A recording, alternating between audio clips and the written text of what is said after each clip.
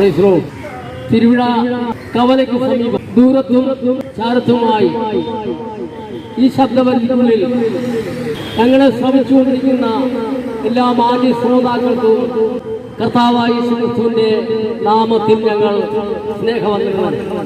പ്രിയപ്പെട്ടവരെ, ഇന്നീ വൈകിയ വേളയിൽ ഞങ്ങൾ ഈ സ്ഥലത്ത് വന്ന് ഈ ദേശത്തുള്ള എല്ലാ ദൈവവിശ്വാസികളും സത്യസുവിശേഷം അറിയിക്കുവാനാണ് ഞങ്ങൾ കടന്നു വന്നത്.